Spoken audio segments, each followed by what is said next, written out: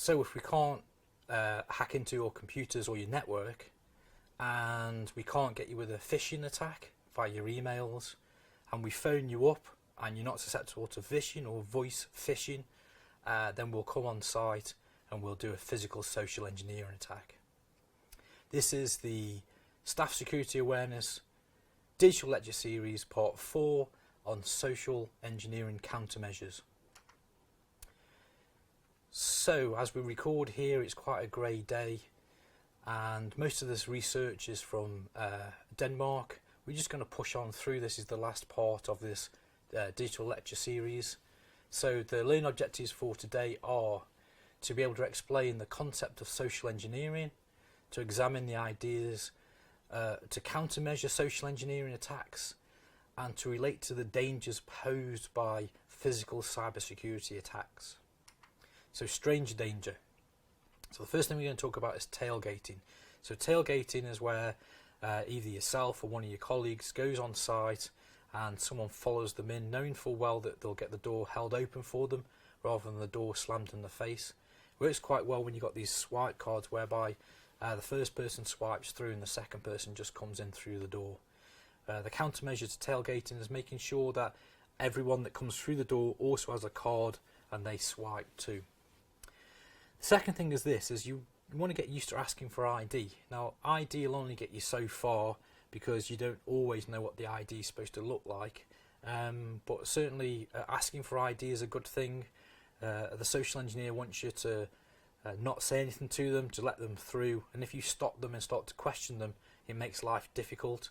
So I certainly advocate asking people for ID when they arrive at your building. Now your IDs, internal IDs, are for inside, not for outside.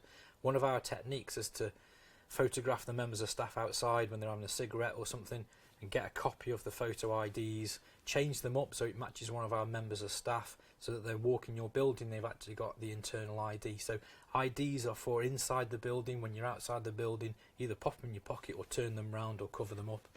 The other thing that happens sometimes is we'll look on social media or we'll look on the internet and we'll find pictures of your staff either posing for a Christmas picture or something, and again one of them will have their ID on probably, and we'll just duplicate the ID so that we've got ID to get on site.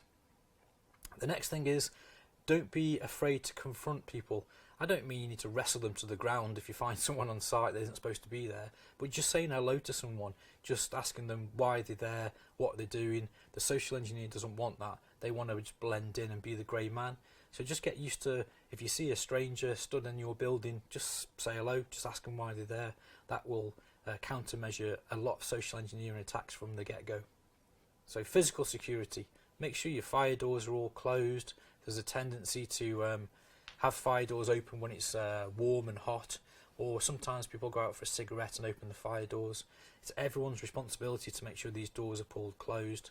Same with windows. If you're in shared rooms, make sure the windows are closed when you leave the room.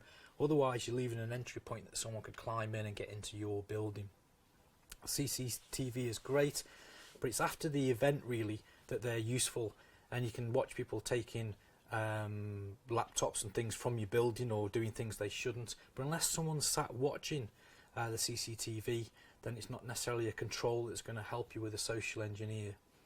Things like keys and phones, make sure they're not just left out on the desk. Make sure that you take them with you when you leave your desk. Quite often we'll find wallets, we'll find credit cards just left out on desks. Put them in your top drawer, lock them away in a briefcase or something. Put them in your jacket pockets, anything, but just don't leave stuff out on your desk. Now, coming back to Smoker's Corner, we quite often catch people out by going and standing with people that are having a cigarette, following them back into the building, and sometimes they're using an unauthorised route, so they're not actually going through reception. Therefore our social engineer can get into your building quite easily by just following the smokers back into the building. So that's an area that you might want to look at as a vulnerability. Now, door entry systems make people feel safe. You assume because you need to swipe to get through a particular door that inside that cordoned area things are more safe. And people are more likely to leave things out on desks, leave laptops and workstations unlocked, and that's not necessarily the case because of things like tailgating or people coming in through fire doors. Now, leaving your computer unlocked is a really bad idea. You need to get used to just doing the Windows key and L whenever you leave your workstation. Never leave your machine unlocked, because there's no point having secure passwords, having all the security in place, and then just leaving your laptop or your workstation open. The things you can do on a laptop that's open is ridiculous. You can look up passwords, you can do all kinds of malicious things, so you need to make sure that you're always locking your workstations when you walk away from them. If someone comes up to you, a stranger comes up to you and starts talking to you, or almost interviewing you, again, ask yourself, why does this person need this information? And if you're not sure, take them to your manager and say, look, this person's asking me these questions. What's going on? Do I need a member of HR here or something? If it is a social engineer trying to elicit information, you'll have scuppered that particular attack. So saving the planet, post-it notes. Don't write stuff down on post-it notes, particularly passwords. We covered that in the password hacking section. But there's other things that people write down on post-it notes and they'll just leave stuck to their monitors and screens and desks and things. Please use your shredders wherever possible. If you've got confidential waste or information, make sure it's shredded. There's a thing called dumpster diving, which the social engineers use, where they'll go through bins and bin bags and things to find information that people have thrown away. It's normally quite productive in getting passwords and confidential information. So don't throw anything away that's confidential. Make sure it goes in the shredder. The other thing is whiteboards. People write stuff up on whiteboards during meetings and they'll just leave it there. There have been occasions where I've looked in through a window and you can actually see the Wi-Fi password written up on a whiteboard or something. And certainly quite a lot you'll find that people have had a meeting, they've written things up on the whiteboard, they've then left the meeting and left it all up there. So along with whiteboards, also flip charts and things like that. Make sure you're getting rid of anything confidential. Again, it's normally where there's a shared area, so it's not their particular room, it's a meeting room or something. And even worse if that information is disclosed through an open window. Now, paper files, you need a clear desk policy, not because it looks tidy, but because you can't password protect paper files. So anything you've printed out has to then be shredded. You can password protect your phone, you can password protect your workstation, but once you've printed that document out and it's on your desk, that's open to the world to see. So shredding paper files, where possible, keep your information electronic and don't print it out. Okay, so one of the things you want to do is make sure you're locking briefcases and locking desks. Some people put in confidential information into briefcases or into desks, but they don't lock them, and a social engineer will go and check. So what is social engineering? Is it good? Is it bad? The point of the training is just to make you aware of social engineering. If I can show you some social engineering techniques, when people try them against you, you'll know what you're looking for. You'll be able to see the patterns. So what is it? It's the art of manipulating people's human behaviour. Okay, so making people do things that you don't want them to do, and within the context of this, it's often eliciting information to do with things like passwords or confidential information. So why is it done? It's easier than actual hacking. If all your systems are patched, if you're not responding to phishing emails and phone calls, then we can just come in and speak to you. People follow social norms and people are hackable. So who's doing this? Well, actually, social engineering is done by everyone. We all manipulate each other, we manipulate people. It's quite common that salespeople and marketing people will use these techniques to get you to do things like buy their products. Even parents sometimes social engineer their children. So they'll say things like, do you want 3 sprouts or 5 sprouts? And the child will say, oh, I'll just have the 3 sprouts, not being a fan of sprouts. But what you didn't do was give them a yes or no question. So you didn't say, do you want sprouts or not? Because obviously the child will say, probably no. So again, we use social engineering techniques in everyday life. So it's not a bad thing. It's just being aware when people are doing these things to get information from you, particularly in a corporate environment. So what are the techniques of the social engineer? One of the techniques is called contrast. Compared to what? So the way this technique works is someone will offer you one option which will seem ridiculous. Then they'll offer you a second option, but the second option seems more valid. If they hadn't offered you the first option that was ridiculous in the first place, even the second option would have seemed ridiculous. So for example, a salesperson may say a product costs this amount of money, and you just disregard it. That's ridiculous. Then they'll offer you a second product, which again is expensive, but compared to what? Compared to the first product, it's not. So you're more likely to buy that product. So the first technique of social engineering is this contrast idea. Now, one of the techniques this links into is called priming, and we'll talk more about priming. Priming is where we set things up in the start of the conversation so that later on we can manipulate that part of the person's psyche, if you like. So it also links into what we call reciprocity, or to reciprocate.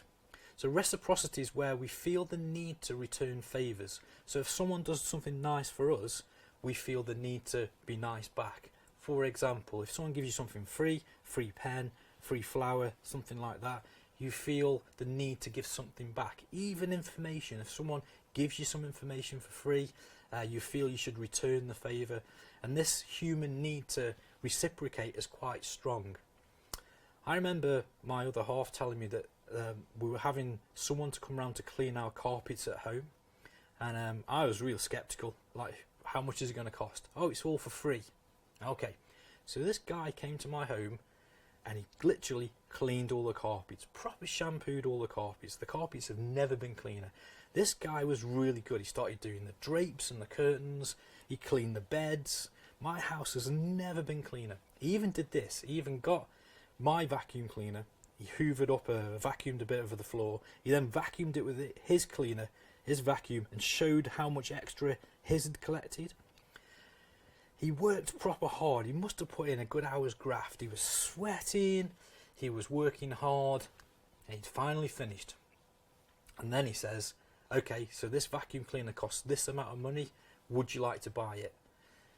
Man, it was real tough to say no, because reciprocity, right? I felt I needed to repay him for the hard work and graft he'd put in, and he knew that, and that's exactly his sales technique. The sales technique is that he does something nice for me, and I do something for him, whereby I buy his product.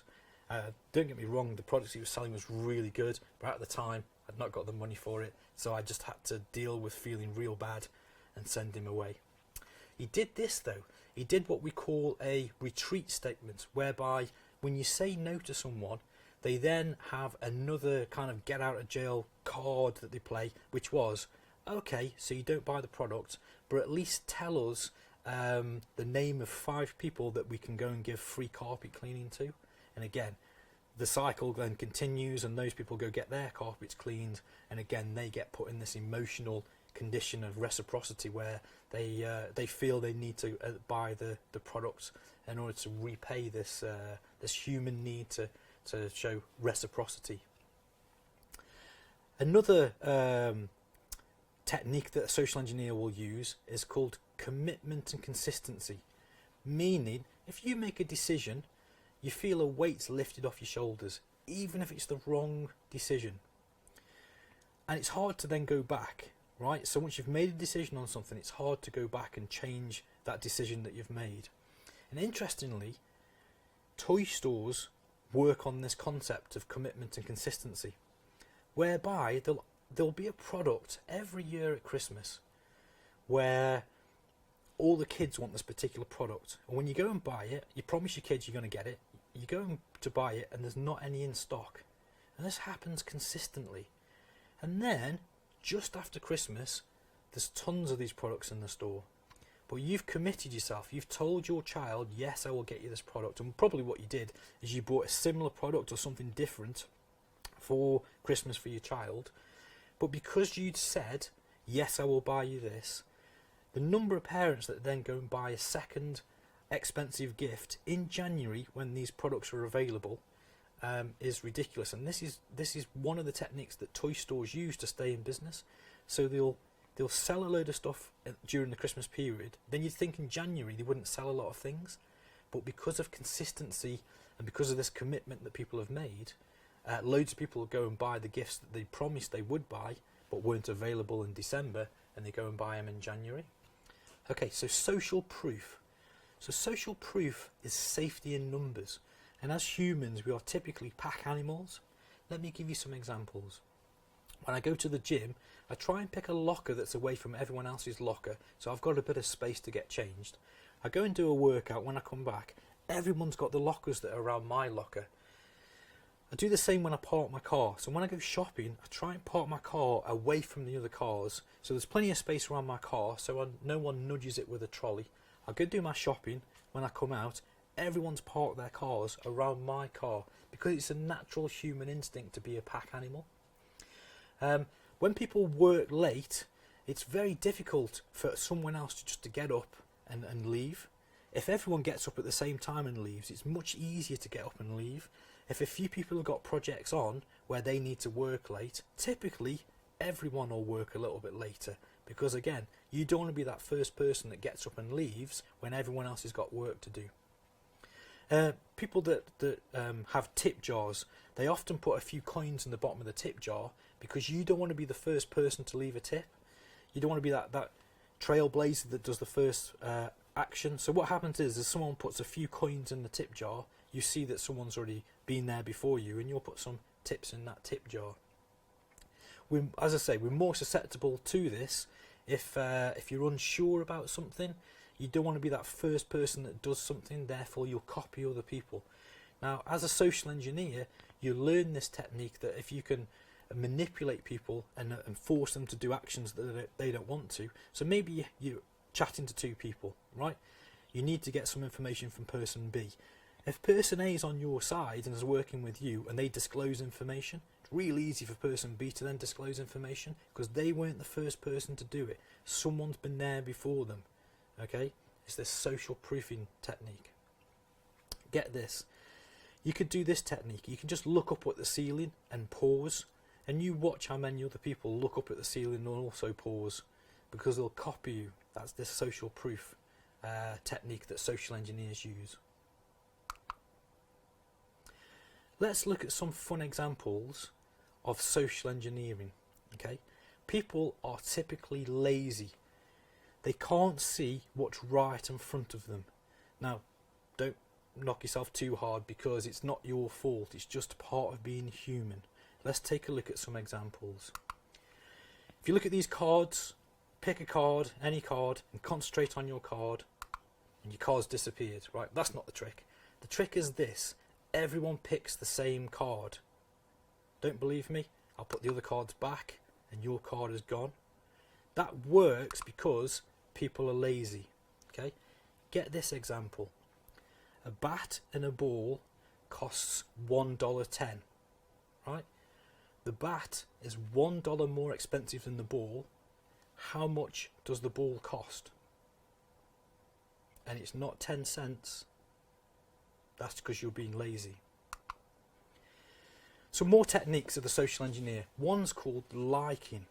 So we are more influenced by people that are like us.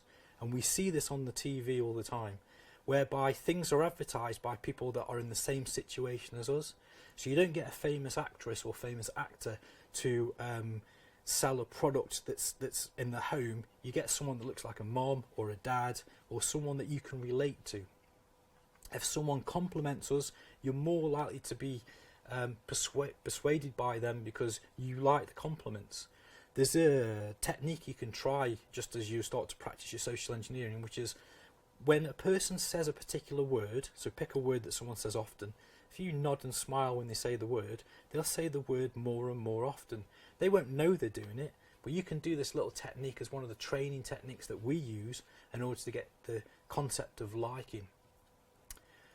Authority. Now, we've mentioned authority before, so we'll just skim over it quick. Authority is this idea that when we get instructions from someone we believe to be our manager, the police, fire, ambulance, doctors, teachers, people in uniform in particular, we're more likely to do as they say.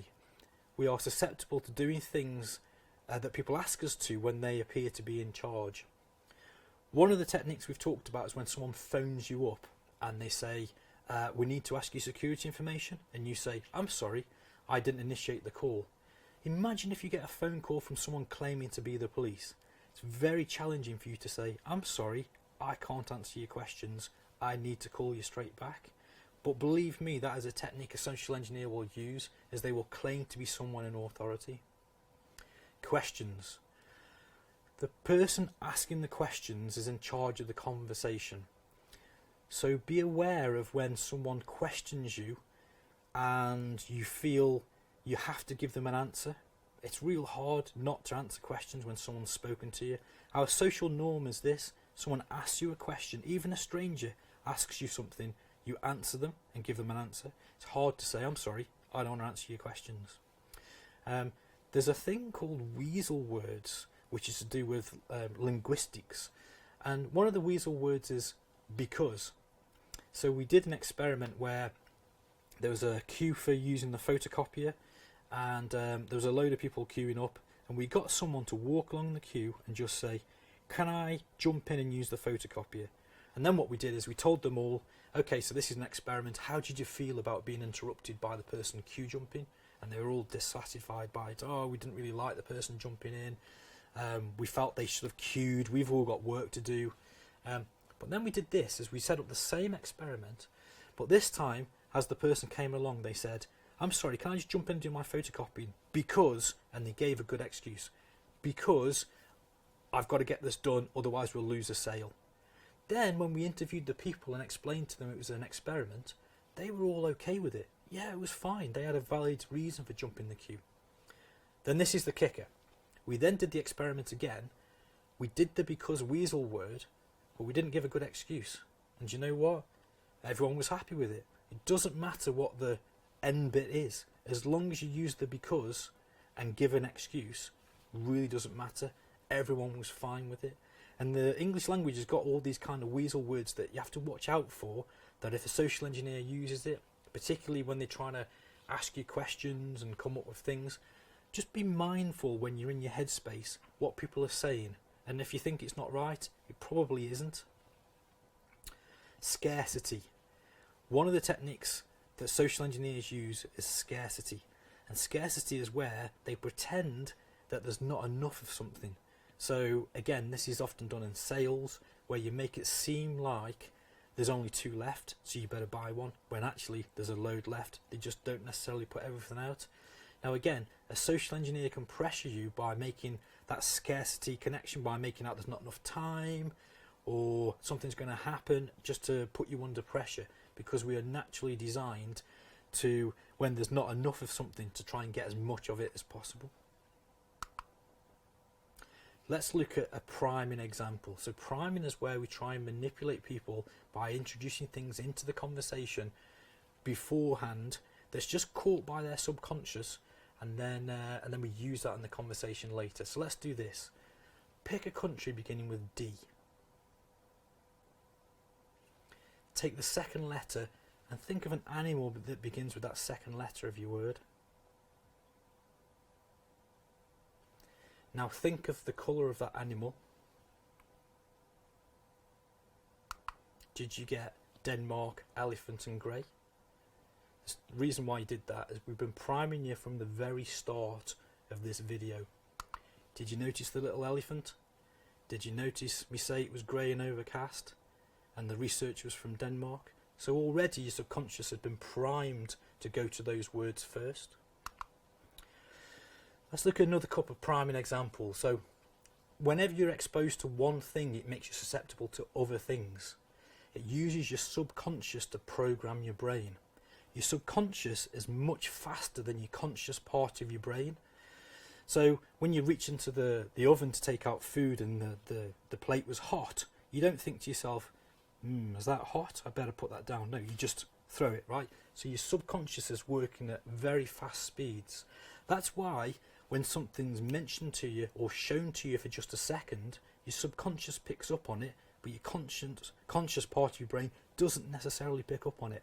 And we can use that in social engineering. There's a couple of little kind of fun tricks you can try with this idea of priming and leading people down a path. The first one is this, is how do you spell joke? J-O-K-E. And what do you call the white of an egg? It's not the yolk, it's the white. Get it? And can you spell silk? S-I-L-K. What do cows drink? No, not milk, they drink water. But again, we've sent you down that particular path of thought. What do you put in a toaster? Not toast, you put in bread. Childish games, but it proves this idea of how your brain works, how priming sets your brain on a particular path. And if a social engineer can do this, you'll be eliciting information that you didn't know you were. There was an incident where a team of salespeople was selling a particular bit of technology, and they leaked the price for quite a high price. And then when the actual device was available, it came in at a lot lesser price, and people bought it. Now that was a priming example. I think if the price hadn't been leaked in the first place, they wouldn't have gone for the actual price that things were being sold for. So you've got to watch for these techniques, these priming techniques. They're in our society all the time. Let's look at an example of social engineering. So we try this all the time on site. So we'll walk about with a laptop while we're on site, and we'll have this particular login screen, and it says, check your password strength. You enter in your domain, and you enter in your password. And we give you a whole spiel about how the password's not stored, it just goes off into the ether, but we'll give you a score. And we'll say we're auditors, and we will say that it's compulsory, you must do it. Okay? But it's not. It's just a social engineering technique in order to try and get passwords from people, because hacking passwords is difficult. Your policies and procedures for your organisation. Where would you find a copy of your email policy and your internet policy? And have you ever read them? What do you do if you discover a stranger in your building? You need to know that answer now, not when you actually find someone. At that point, you can't then go and read your policies and procedures. What would you do with an email that said it was warning you about a pending virus outbreak, and you are to inform and tell everyone? Again, you don't want to be looking at your policies and procedures at that point. You need to know what your company's policies and procedures are. So going forwards, you need to make sure you've got a good patching policy whereby you don't stop your machine from restarting. Okay. Backups, make sure you're backing up data. If you're going to use a USB memory stick or something, make sure it's your one and not one a malicious hacker's given you. Make sure you don't try and circumvent your antivirus, personal firewalls. If you're going to use removable media, make sure you've encrypted it. Make sure you know what's in the news. So often a lot of these scams and these hacks are in the news, so just be aware when you hear these things. Regular reminders and prompts work quite well. Maybe you have a daily bulletin or something to do with security. If you know there's going to be tests and drills, it proper keeps you on your toes. If you know I'm going to send you a phishing email, you will check for them. If you know I'm going to phone you, you'll be mindful when you get that phone call. If you think I'm going to come on site, again, you'll be good with your physical security. Know about your policies and procedures. I can't stress enough that you need to follow your policies and procedures. They are there for your benefit. Remember, always ask yourself, why does that person need that information? So what do we gain from this particular bit of the training? Confront strangers. I don't mean physically, I mean you just need to go and say hello to them, ask them why they're there. Be aware of tailgating now you know about it. When you go through doors, see who's following you through, particularly with these swipe cards. Always report strangers to a member of management. Always make sure everyone's aware of what you've found. Lock your workstations, lock your computers when you walk away from them. Secure your phones physically and electronically. Have a clear desk policy. Yeah, so nothing with passwords, nothing with confidential information out on your desks. Whiteboards clean, flip charts, things like that. Close windows and doors, it's everyone's responsibility.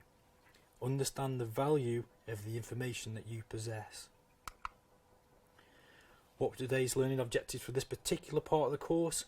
Explain the concept of social engineering, eliciting information, making people do things that they don't want to do. Examine the ideas to countermeasure social engineering attacks, tailgating, being aware of the techniques that people will use against you. Relate the dangers posed by physical cybersecurity attacks. So make sure the doors are closed, make sure strangers are all acknowledged. You get the idea. So what's in the news at the moment? What are the prevalent attacks? The first one is this. A lot of people are trying to get organisations to pay them by pretending to be suppliers. right? So they pretend to be a supplier of an organisation. So you don't really steal the money, you get the organisation to pay you the money, right? So you've got to watch out for that. There are many scams around phishing attempts, phone phishing attempts to do with pretending to be suppliers. So watch out for that. We've alluded to this, SMS text messages, where instead of a phishing email, you get a phishing text message, often to update one of your applications. What happens is you get a malicious application installed, and that's how the hacker gets in.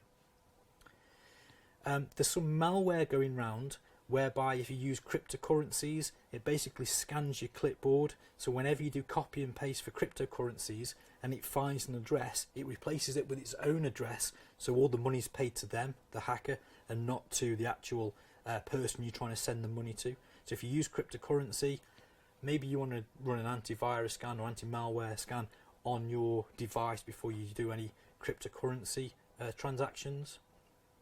Now this is a common one, where when something bad happens and there's a charity event, the fraudsters jump on board and they try and get money out of people by setting up a fundraising account or something that's malicious, that's not actually to do with the event. It's a horrible attack, but some of these scammers and fraudsters are not very nice people, so just be mindful when you're paying out to charities.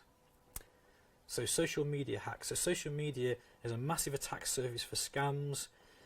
Make sure that your settings, your security settings are all set as they should be, so you're not giving away information, and make sure that you only accept friends from people you know, because you don't want people that you don't know on the inside of that circle of trust that can see information that you think is hidden.